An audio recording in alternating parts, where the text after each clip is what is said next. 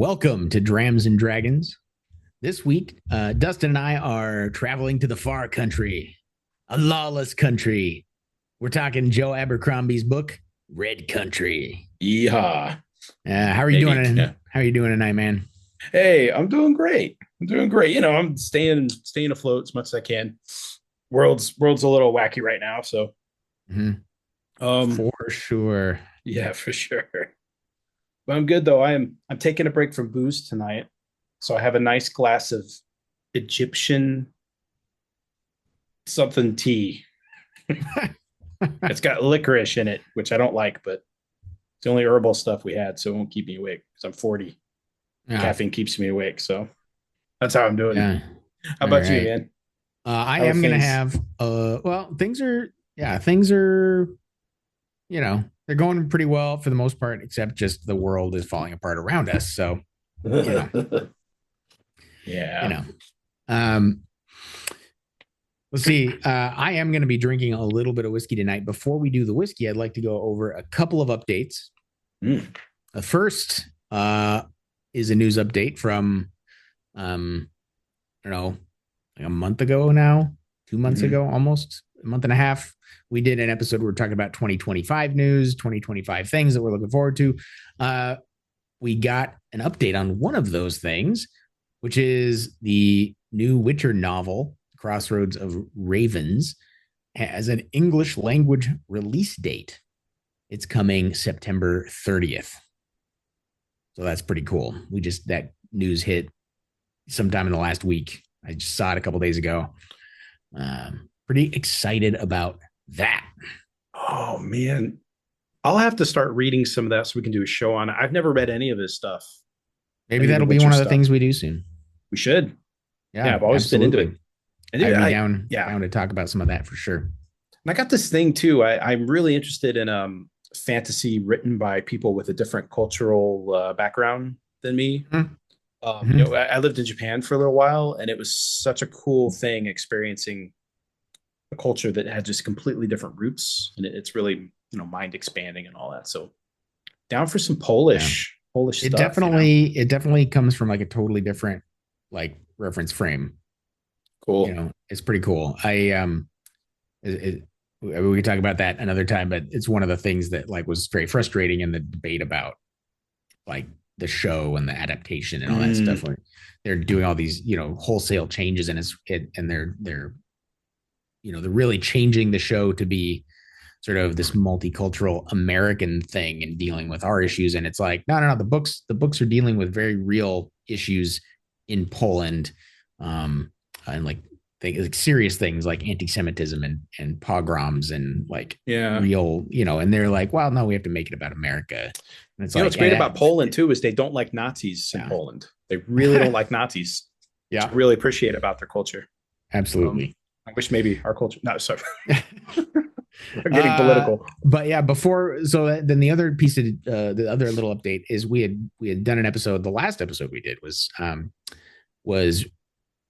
really kind of we spent a lot of time complaining about everything about the changes in the Wheel of Time thing, and I just wanted to, Oh yeah. for fairness sake, the actress Rosamund Pike came out and did some damage control on the sort of controversial decision. She might even Um, listen to our show, because I it seemed like it very was much directly. doubt. I think she was not direct, not responding to us directly. I'm not going to pretend like we have that bigger Maybe reach. Maybe, I dare to dream, Gus. I dare to dream. Hi, uh, Rosamund. but I Love do. you. But I do, I do, I do think these, the things we were saying are, I think, more broadly, out there. A lot of places, a lot of people are saying these things, and it's not just like us or something, right? I mean, they're skipping a whole book in this series, right? So she Yeah. she came out and was saying, some certain major, really important elements are not going to be skipped. Apparently, they are going to somehow do the Stone of Tears stuff, Yeah. and Just after the and wastes. but Right. yeah, but Yeah. after the waste, so they're going to change things around. So, like you said, they're going to find a way to shoehorn some of these in, just in a worse way. They'll So, change it too. They'll be. I oh saw yeah, something on Reddit. It was like, yeah, when Igween storms the Stone of Tyr and takes Kalendor. No, of course that'll be what happens. Yeah. I So, I saw somebody somebody posted online, and I kind of I felt it sort of rang true to me, which is that some people were like, it seems like they're upset that Rand is the main character. Like, because their decisions are all kind of like, they're all like, we gotta get everybody involved, and we gotta, I know the series broadens, but like in the first few books, it's the Rand show basically. yeah, yeah, You yeah. know, um, God, who it just kind knows? of feels that way. It's very Who strange. Like knows? what they're doing with the show seems very strange to me. I really want it to be good. I want it to be good so badly. I wanted this show. I wanted a Wheel of Time show, like a big budget thing, to be done for so long, and then Yeah. to see it be done in the manner in which it's being done is very frustrating. Did you watch the teaser for the first few minutes of the next season? I have not. I've only watched the trailer. I'm trying to not watch everything else. I Cool. will say, I am currently engaged in a reread of Shadow Rising to catch up currently. Oh, right So, on. yeah. And actually, my old copy is so beat up and well loved and Hmm. reread that it was falling apart. So I went and got a hardback version, new. It's Oh got the yeah. old cover style and all that stuff. So it's great. But Yeah, yeah, do it's the the new. glue they used for those. Yeah, a few years ago, it started to just die They just like with turn all into those. dust, right? Yep. Yeah. Yeah, whole chunks of the book will just fall out. Mm-hmm. Yeah. What are you gonna do? And so I got it off the shelf. Like some of the books had held up, like the Dragon Reborn. My copy of that had held up. The Great Hunt Oh, had nice. held up all right. Some of them had held up all right, but my Eye of the World copy and my Shadow Rising copy are just turning to Oh, dust. So yeah, I'll pour one out. Pour one out for the yeah. homies. Yeah. So anyway, so I picked up a hardback, which is what I'm reading now. So Cool. I'm loving it. And we can maybe, I don't know when we'll do that episode. It's going to take a while to do the reread. It's a chonky book, so Yeah. but we'll get that. We'll get to that at some point here. But first, before we talk about Red Country, I do want to drink a little whiskey. All right. I have this bottle.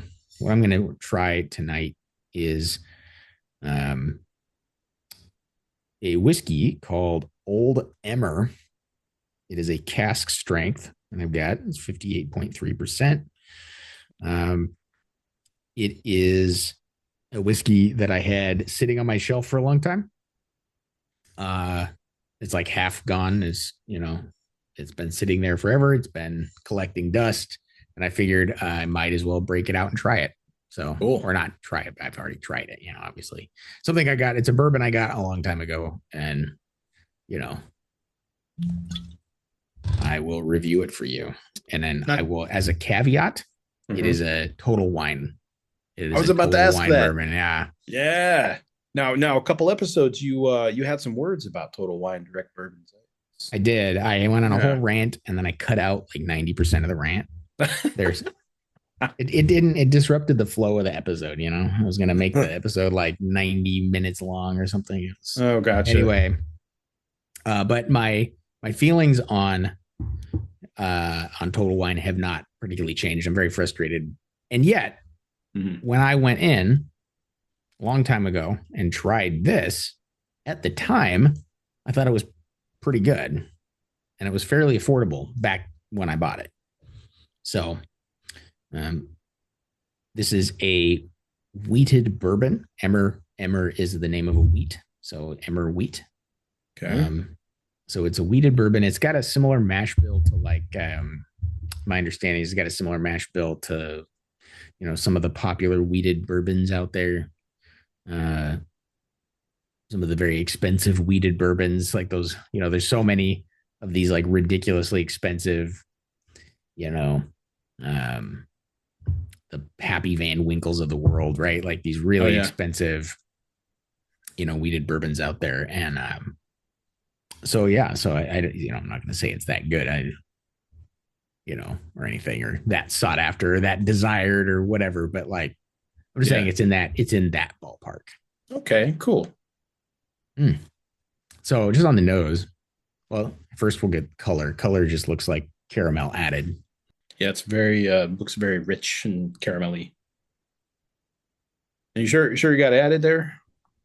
I'm checking. There's nothing on the bottle that says it's not added, so they've added it. You just have to assume if it's a marketing thing, right? Like if there was Yeah. if they yeah. Yeah, you think with bourbon they wouldn't have to, but I guess So I mean they're probably maybe filtering, they're do. probably adding caramel color. They're, doesn't affect the flavor that much. So Hmm. Okay. as far as the smell, it's got a kind of caramel and orange peel. Just a hint of vanilla, but I'm getting caramel more than vanilla. Okay. It's a little nondescript spiciness. Hmm. Oh, there's the hand sanitizer. Yeah. Hey. Yeah. When you get whiskey that's like 60%, or Yeah. closing in on that or higher, sometimes it can have that like really strong alcohol smell. It usually does eventually, right? But Hmm. I'm getting a smell that's almost reading as like black tea.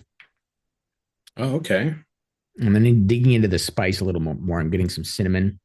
It's a very pleasant smell. It's kind of like, yeah, caramel, orange peel, cinnamon, a little sort of earthy tone. It's not a bad smell for a bourbon. It's a little more complex than maybe some other weeded bourbons out there. It's not bad, not a bad smell. On the palate, got a little sweetness, got a little saltiness. It's actually got saltiness to it, just a bit. Um, it's very smooth for a 60% or for 58%. Um, it's not super smooth. It's not like the Octomore smooth or something like that, or the Hmm. Aberlour smooth, but it's for a 60% bourbon. It's pretty smooth. It's got a really nice raisiness to it. In addition to that caramel. And the raisiness is like really strong. There's a great deal of caramel. Considering this came from Total Wine, Hmm.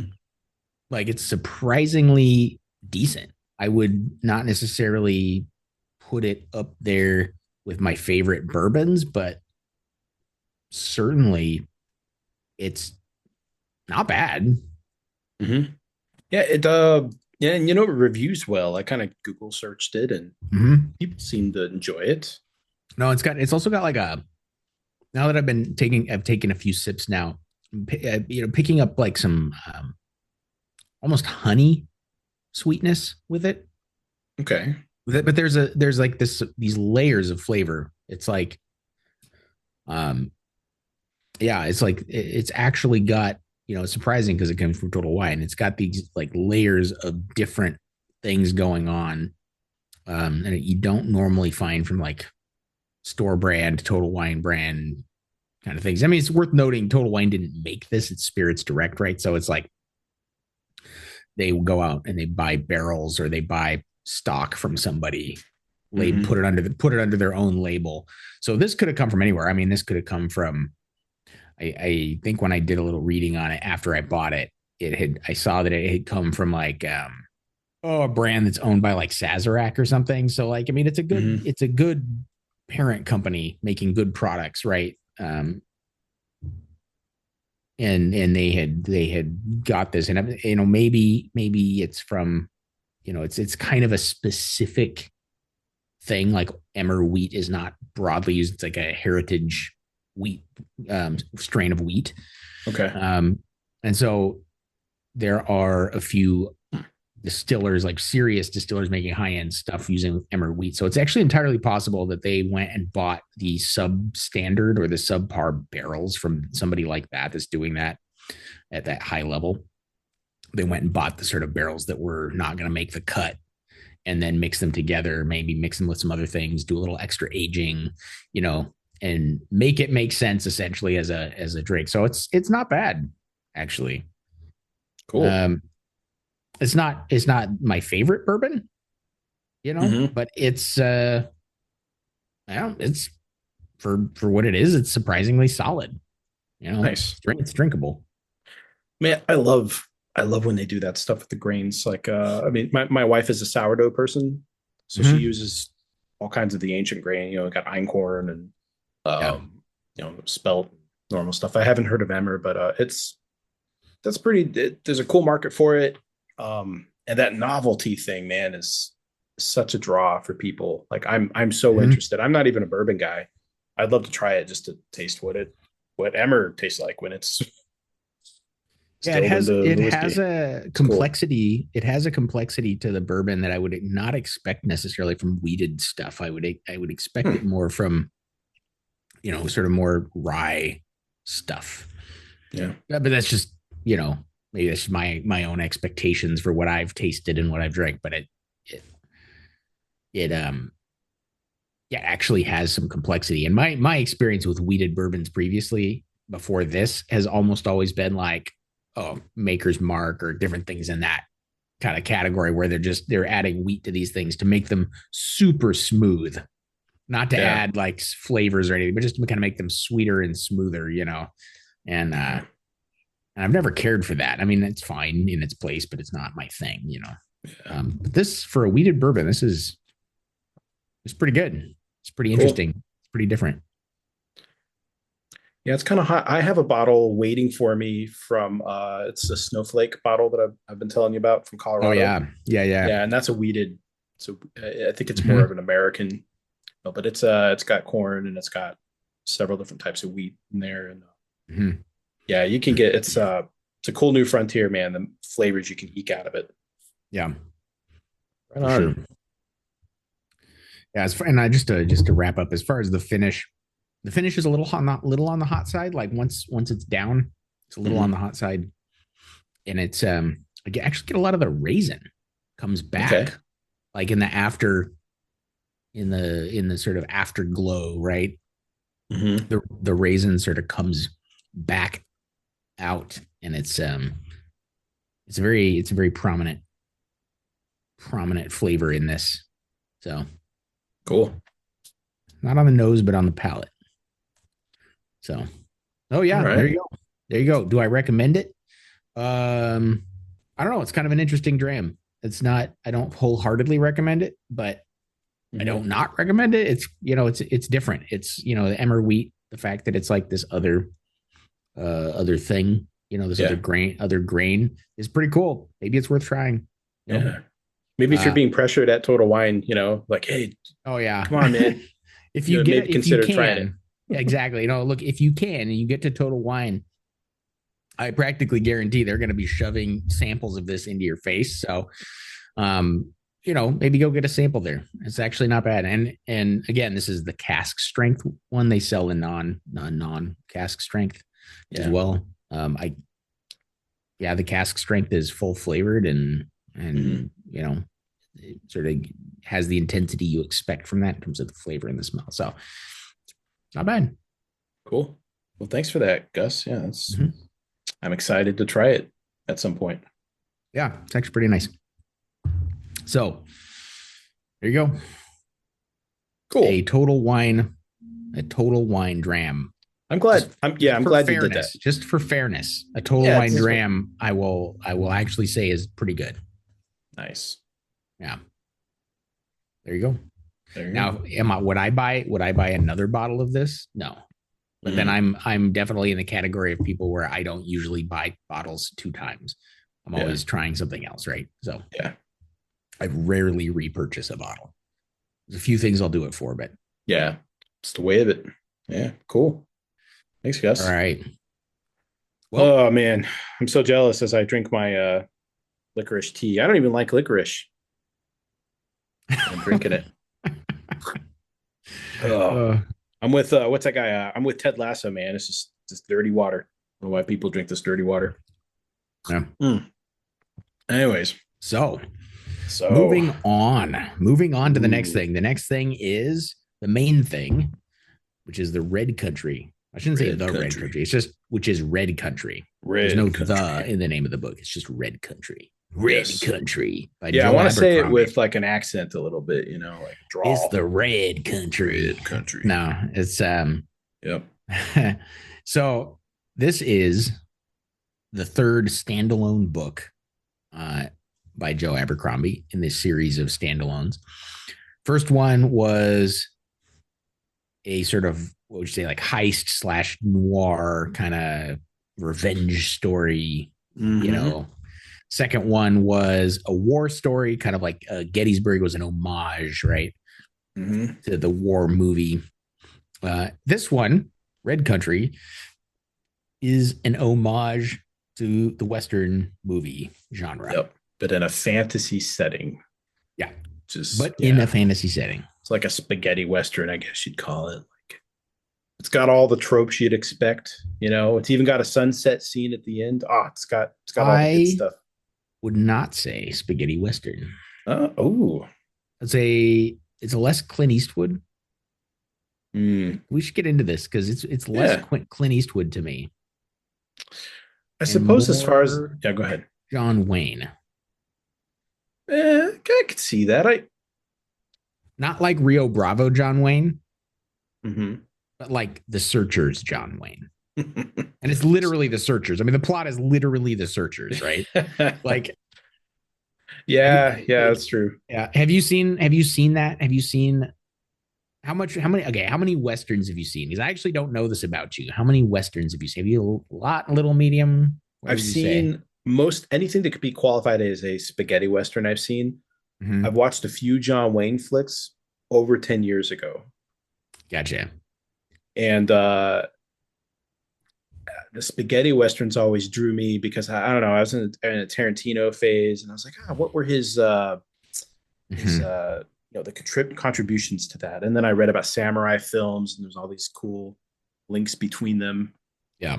And I guess that's where I identified it with the spaghetti Westerns. Not so much in the characters, but more in some of the iconic scenes and tropes that I saw. Yeah. But to be honest with you, I'm not too familiar with like the John Wayne film thing. So could you tell me a bit more about that? Yeah, sure. So I grew up watching Westerns. Like when I was a kid, when I was a teenager, my dad, we would go down to the local, it wasn't even Blockbuster yet. It was like the local, video rental place. And they had a big Western selection. We'd go down there, we'd pick up a VHS or 3, watch them over the weekend. And this was like most weekends, I would say. There's these different eras in storytelling. Sergio Leone, he's like the not the only spaghetti Western director, but he's the guy that like pioneered it, right? And made it big. Which is in the sort of John Wayne days, you had John Wayne was usually playing somebody who was relatively decent. Not always. In The Searchers, he's playing a real asshole. Yeah, he's like a tough lawman guy, right? Like that kind of thing. But he's almost always the hero. Sometimes he's an anti-hero, but usually he's the good guy. Sergio Leone came along and was like, "Yeah, we're gonna write movies about anti-heroes. Yeah, we're gonna use Clint Eastwood to play." Oh, so you associate that more with spaghetti westerns? So and so there's sort of this anti-hero, more realistic, portrayals of the West, the grittier portrayals of the West. They tended to be like more cheaply made movies. They had that sort of soundtrack, that Ennio Morricone or whatever, like soundtrack, like that you're familiar with, that everybody's familiar with from the, exactly. Yeah, exactly. Yeah. And so there's these sort of two eras, and there's older, even old stuff that's older than the John Wayne stuff, right? But but that there's this sort of divide where it's sort of like heroic Western versus like gritty Western, right? Gritty, like Clint Eastwood Western. Yeah, that makes sense. Yeah. Well, and thinking back, that's why I never got into the older ones, because they're usually in black and white, and they were pretty heavy on the dialogue. And I don't know, but my family just never did John Wayne type stuff. It was always like the Technicolor gritty stuff is what I think of with Westerns. Yeah. Cool. Very different experience then. And we did all of it, right? We didn't just stick to John Wayne. Like I've seen like practically every Clint Eastwood one, like, and then way more than just them, right? I mean, there's so many. I think my favorite is like the Wild Bunch Have you ever seen that? I have seen The Wild Bunch. Yeah, Oh God, I love that movie. good movie. And there's just some amazing. I mean, there's so many amazing movies in the genre. But I think that in terms of like watching this, or sorry, not watching, reading this book, I the whole time I was like picking out like moments where I'm like, that's from that movie. Oh, this is from this movie. This is from. Cool. Um, I think the Oh, overall nice. plot is the Mhm. searchers. In the book, the main character, one of the main characters, Shy, Yeah. Which, yeah, is, her two younger younger siblings are stolen. siblings have been Yeah. stolen by God knows who, and they're the whole book essentially is a journey to rescue them. Yeah. And that's the searchers, right? Yep. And the searchers, John Wayne's what is it, niece or something is kidnapped, and he has to go on a lifelong journey essentially to track her down and find her. Yeah. Right. And so it's a very similar kind of plot. But then the specifics of how they get there aren't exactly the same. There's moments that I saw from there's like moments of Lonesome Dove. There's moments from like and I know this isn't a Western, but Yojimbo, the Oh, samurai yeah. flick, Yeah. right? Yeah. Which there's moments from The Unforgiven, which is a Clint Eastwood movie. And Yojimbo, by the way, it is also a Western, and it is also some actually noir stuff from before that. Yeah. It was based on some noir, like old school, hard boiled detective stuff from like the 1920s or something. So, and then Yojimbo got made. That's a samurai movie by Kurosawa. Yeah. And then there's the spaghetti Western movie Django, Yeah. which was a direct rip of Yojimbo. Yeah. Right. Right. Right. And so it is kind of a Western that he's referring to, but I can't help but see it as Yojimbo because that's the first time that it was like on film. And Yeah. that's the first time that I saw it. So it was like, and that the trope there is there's a town, man walks into a town, and there's all these different factions essentially fighting over the town, right? Yeah. And he gets embroiled, and the specifics in each retelling of the story, the specifics are a little different, but Yeah. Yeah, It's got it in there. yeah, Oh man, that's a cool perspective to see it from. And then yeah, seeing it from you might think a Western fantasy is kind of a weird crossover, but it's not, especially when you look at the samurai Western crossover that's you see all the time, and it really fits hand in hand. And and so from the more spaghetti Western thing, I saw stuff from Fistful of Dollars. Mostly, I'm a big like Eastwood fan. I love his stuff. But and even so, one of the main protagonists in this is a returning character who has a very dark and bloody past and happens to be missing one of his fingers. And I just love that trope of the grizzled old man who's had the bloody past and he's like underestimated. Yeah. And, he's on the quest. Well, and that's the part of it where I would point to The Unforgiven. Right. Yeah.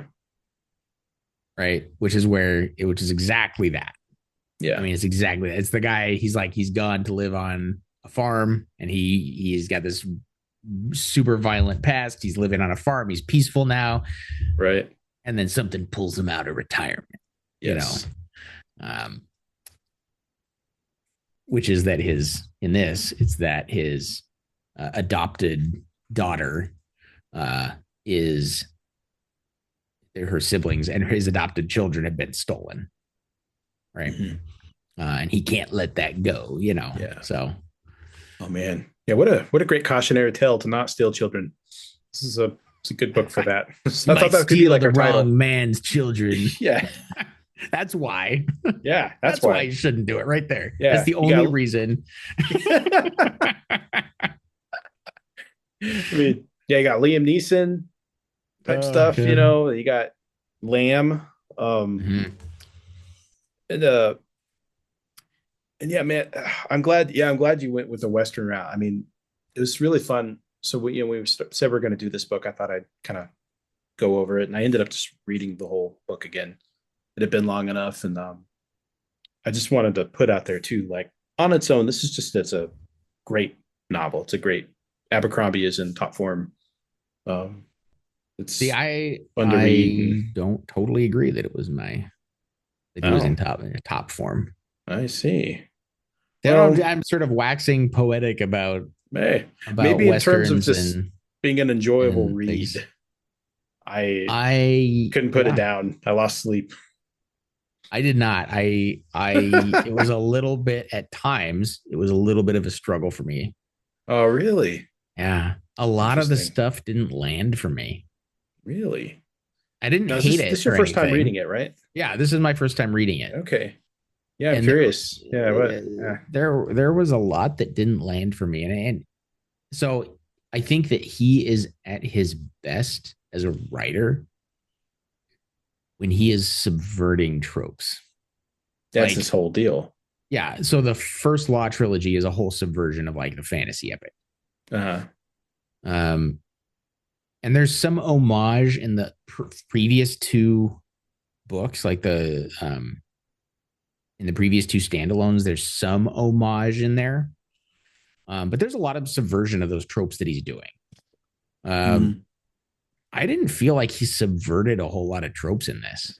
I Mm. felt like it was all homage, and that like almost like he was like kind of familiar with these tropes, but not necessarily familiar enough with them to like play with them in interesting ways. And Yeah. I just felt like it just was a little flat. Like it wasn't his home turf and he wasn't like doing his best work. And it was fine. Like it was decent. It was fun at Yeah. times. It's not bad. He's a good writer. I also didn't, and we can talk about some of the other characters and stuff too, but I just felt like a lot of the, like this was 100% homage. There was no subversion of tropes, Yeah. particularly. And it was just kind of flat as a result, Well, in my maybe. opinion. This is Yeah, my no. opinion. Is that, yeah, Well, maybe a different way to look at it. Because if you look at it from that perspective, I think I'd have to agree with you. Um, I think I think the way I see the novel, it's kind of a beautiful song swan for a couple of very important characters that it is. he's written about. And so basically, if you haven't figured it out now, one of the major characters is the Bloody Nine. It's Logan, and this is a book like from an artist perspective. It ties up a lot of loose ends. It finishes a lot of arcs. It closes down, and a couple of the stuff that it does subvert. Um, the whole arc for the Northmen has been one of revenge and bloodiness and stuff. And actually, there was something I didn't like about Logan's arc. I'm still kind of wrestling with, or especially Yeah. the riding off the sunset at the end was kind of an odd shift. But they had Casca, who's wonderful. I love the way he's written. I was smiling and laughing a couple times at his dialogue. You kind of Mm-hmm. get to see the end of the company and how they meet their end and where greed leads them, and you get to see Logan's arc, like what happens with him, what he's learned, what he hasn't learned. Um, and the guy with the eye, the Northman, Yeah. yeah, who lets it go at the end. Shivers. Shivers. Yeah. There's a subversion there. There's a little bit of like you get to the end of the road, he sets it up for like the big duel, and then nothing happens. And there was a little bit of that, like, haha, you can't have it. So I felt like the Yeah. Abercrombie spirit was still there a bit, but I agree with you. I don't think Westerns are like a super comfortable home turf for him. Yeah. Because yeah, the other ones really played with the. So I think maybe for him, I always get European history when I read Abercrombie. and he's a Brit, Yeah. um, and I get like 100 Year War type stuff. I get just that milieu of like European history, Mm-hmm. and he seems really comfortable in that. And yeah, maybe this was kind of a like experimental foray for him, and it is, Yeah. yeah. Go ahead. It felt it. No, I agree. I think it felt experimental for him. It felt different. It felt like he was outside his comfort zone.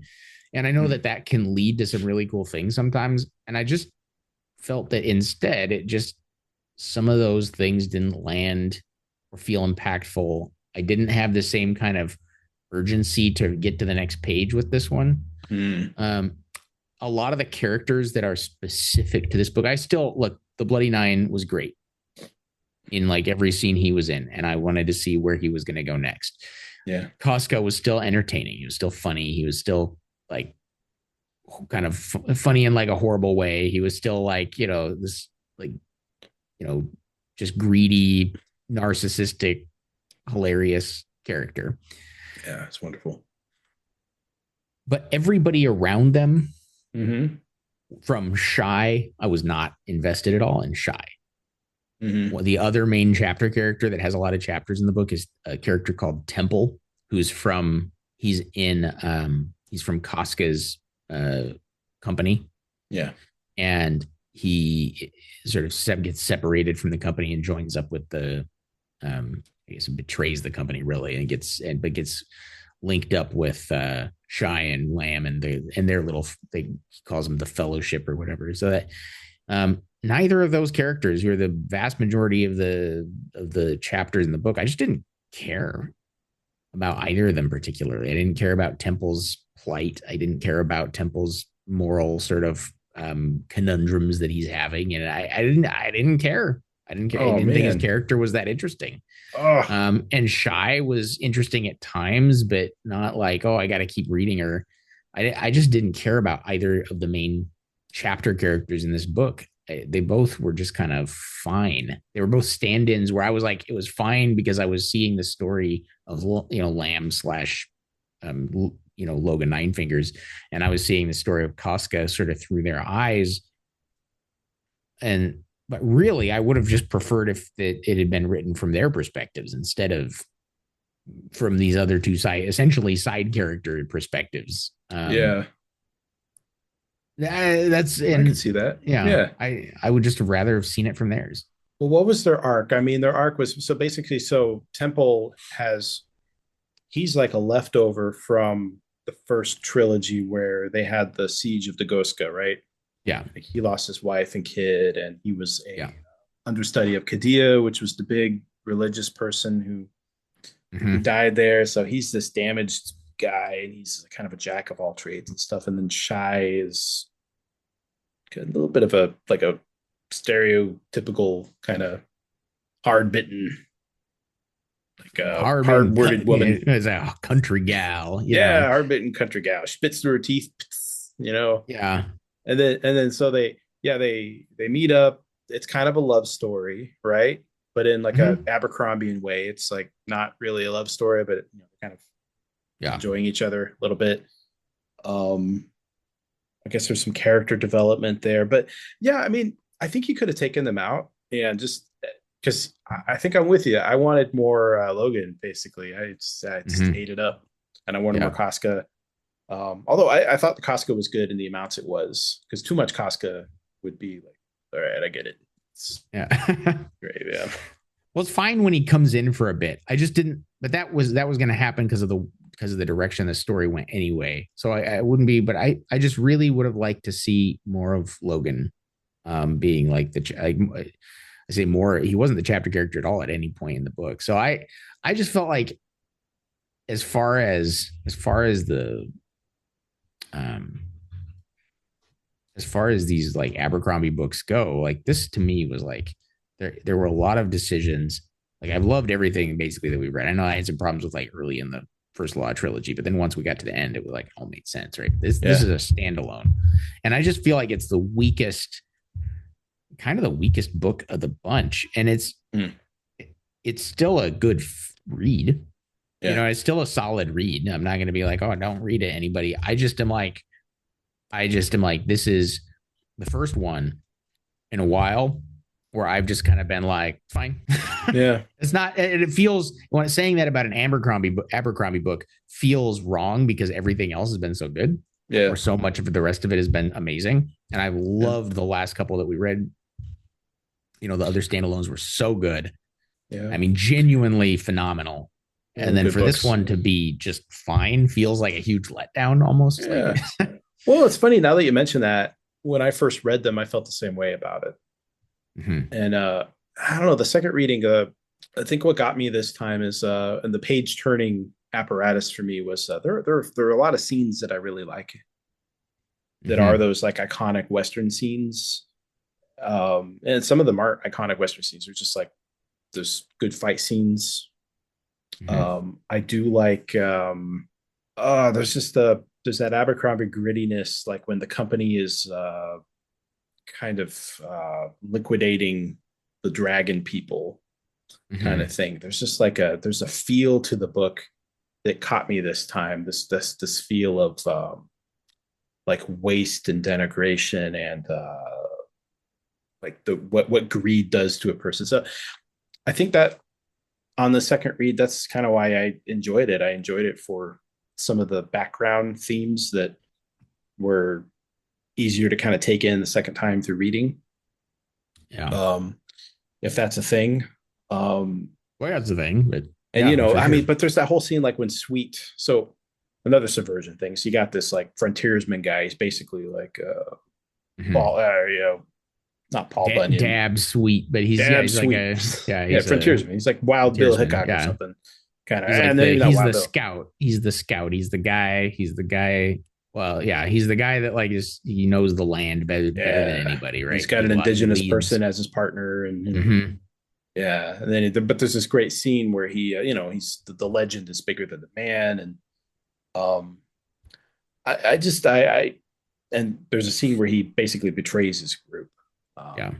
for some money, but I really liked seeing Abercrombie's take on like all these frontier personalities and just the complexity of these people who are kind of awful people, but they have good parts. I think that's Temple. Temple's that examination of someone who is capable of doing awful things, but also has stuff inside of him that is capable of creating and making Mm-hmm. beauty. And I don't know, that the human part of it, I really appreciated about the album. Even Yeah. having Lamb there and the rebel thing was kind of a fall through for me. It was one of like it was like the D plot that kind of really didn't go anywhere. They're hunting rebels. That was Mm-hmm. like, they had the Yeah. The bad guys are hunting rebels, the Casca and the people who've hired Casca, who are yeah they are inquisitors have hired Casca and the band to go into the far country to search for the rebels, and it's a major side plot of the book. I agree. I didn't think that plot landed either.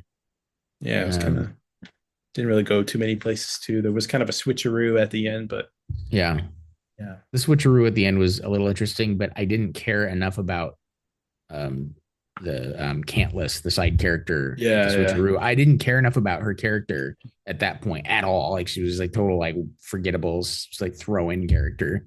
Where I was like, yeah, oh, okay. yeah. There were some scenes. I will say this though, there were some scenes that did land for me.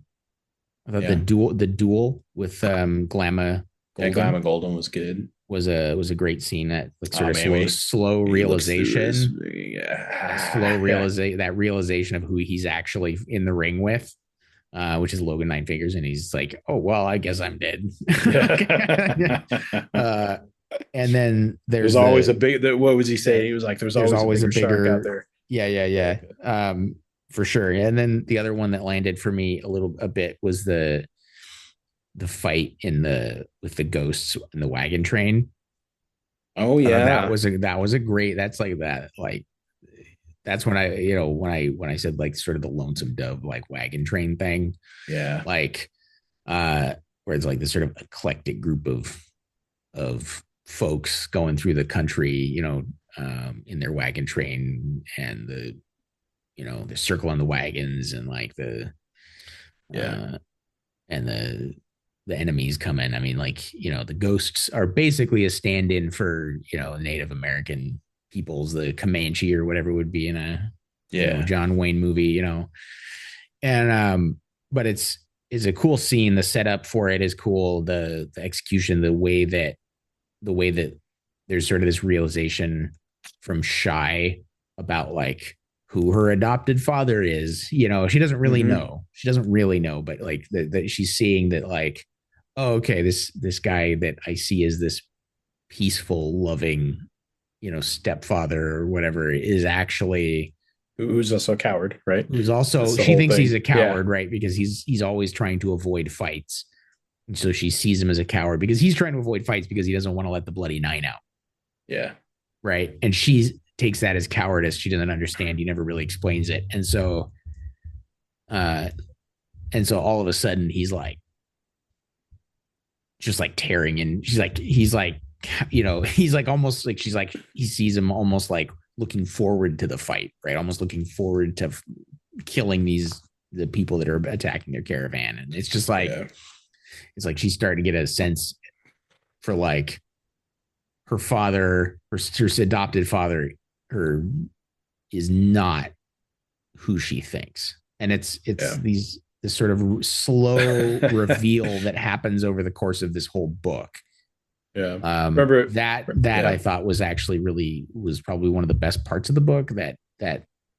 Yeah.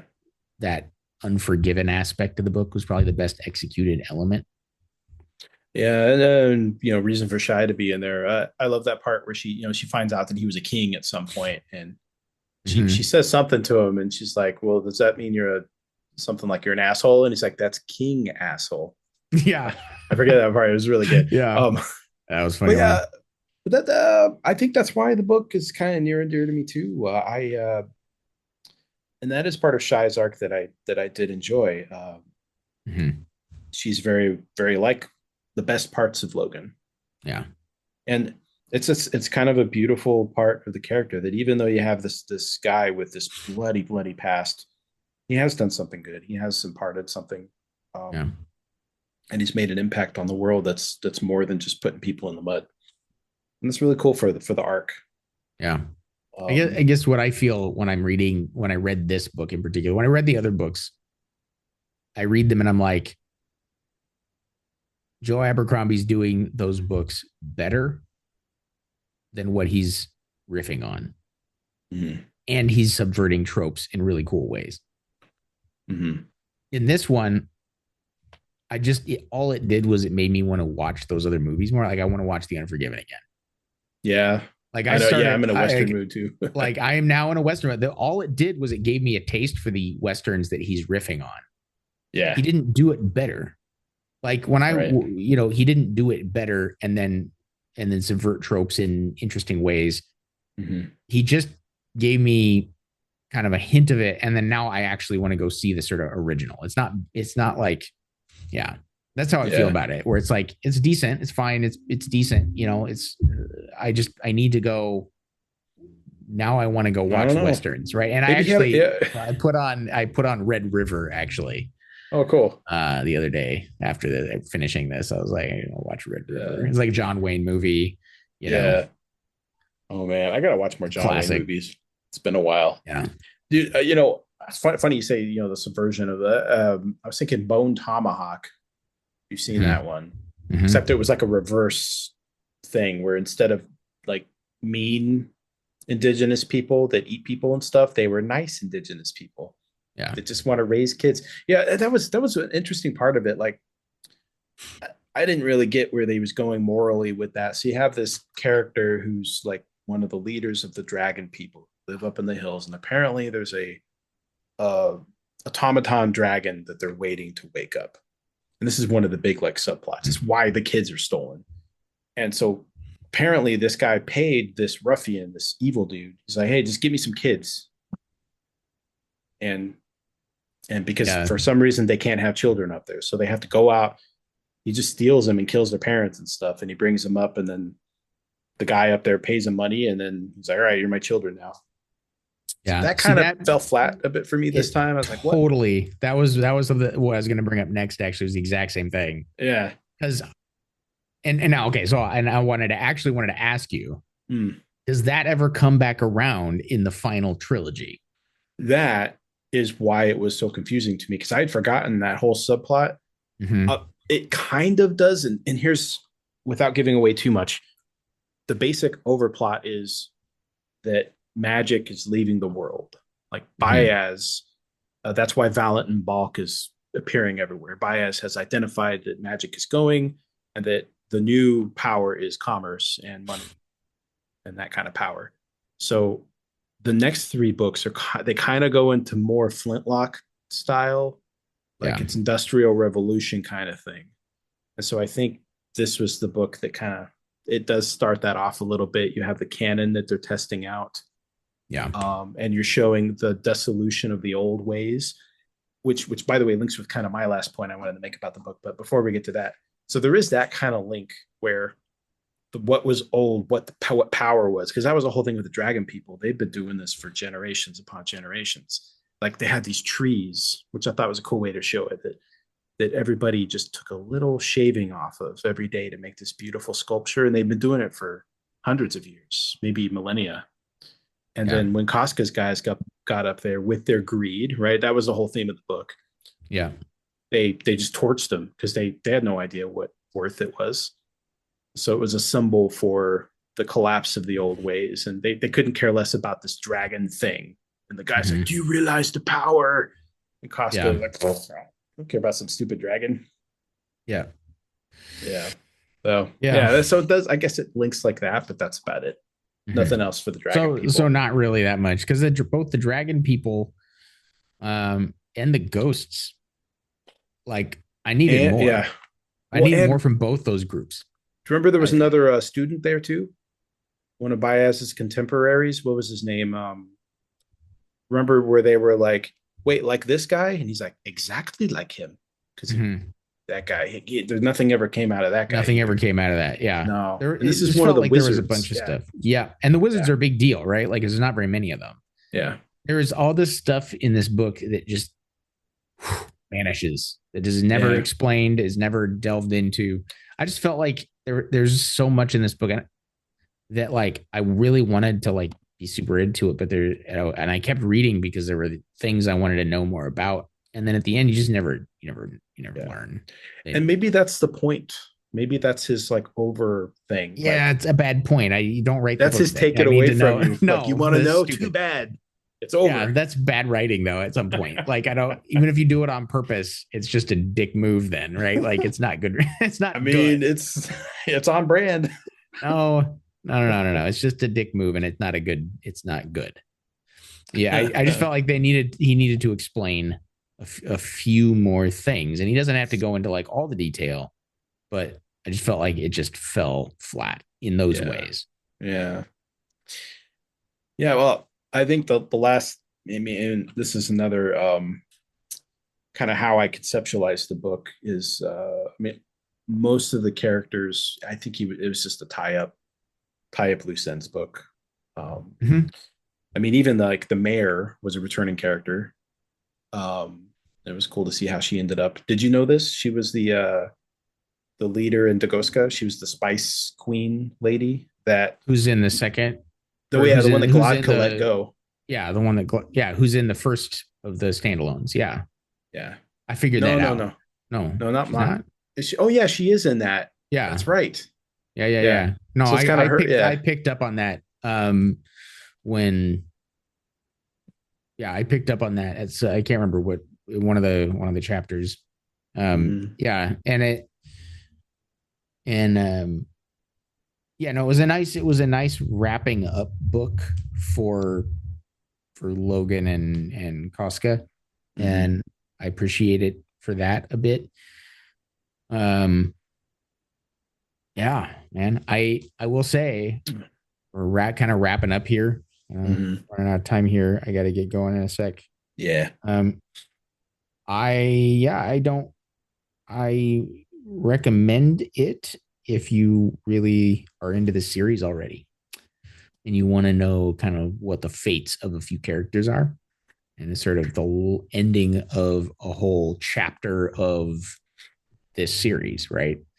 It's a wrap up for that. And if you want to know how a few major characters turn out, want to know where they end up? It's great for that. Yeah. Great.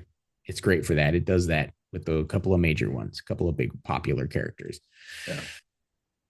I don't recommend it as a standalone thing though. Yeah. Oh man. I wouldn't recommend this to just anybody. I think you'd have to really want to know how Logan Nine Fingers and Casca and a couple other characters like that. And gotcha. I don't recommend it as a standalone, like just on like, oh, it's a really cool homage to Westerns. Like just go watch the Westerns. Sorry. See, I think it works for that because now it's inspired me to go watch stuff. Yeah. And yeah, it like whetted my appetite, but it didn't like, it didn't like actually like fill me up. You know what I mean? Like it, there was enough there where I was like, oh, I need to go watch The Searchers again. Now I need to go watch The Unforgiven again and all these other things, right? Like, yeah, I Yeah. dig. Yeah. And yeah, I think so. I'm kind of I'm on the other side of that fence. I do recommend that. I like it for what it is. But I'm a fanboy, so it's hard to stay objective. But if I turn off the fanboy part, like really, I'll read anything that Logan Nine Fingers is in. I love reading about Casca, and I love Westerns, and even if it's not like it's scratching that itch, which I think is good enough for me. But yeah, there were a couple parts of the book. It would be hard. I think I'm with you. It's hard to recommend if you're not already into it, because even like the last scene where Logan, I see what he was trying to do, but the way he wraps it up, he wanted to have a character riding into the sunset. Yeah, and I didn't really care for the way it was done. It was like it kind of encapsulates what you said about it. Yeah. Like it wasn't as well done, or it didn't subvert anything. So yeah, there are some parts of the book that are definitely a letdown, and some maybe not the typical Abercrombie book. But yeah, it's like in a land where I don't know if we're getting any more Logan Nine Fingers. I'm pretty sure he's in the mud as of the last three books. Yeah. Or he's just out there doing whatever. But it's nice. It's really cool to have this as an ending. So yeah, we'll give it a good yeah. I think I'm with you. Do it if you're into it. If you're you want to see those, you want to see how things wrap up for some of these characters, it's 100% check it out. Yeah. And if you're not already a fan, skip it. Yeah. And oh god. Yeah. Do the Casca stuff, man. I still it makes me giggle. There's so many good giggly moments, and there's a lot of good Casca stuff. Yeah, there's definitely some good Cascas. I thought there was less in this than there were in that was peak. I would say best served cold. Oh my god, best served cold was peak. Yeah, peak Casca. Agree on that. This one, there was just less of him. You know what I mean? Like so much of it was. Yeah, it's what we said. We just wanted more. Yeah, give us some more. Yeah, give us more. Yep. Well, cool. That was good. Yeah, that was a surprising Abercrombie one. You gotta shake it up with the listeners sometimes. I think we're going to be just sunshine and rainbows all the time. Yeah, I'll criticize when there's something I don't care for. So you will for sure. That's what the people like, I think.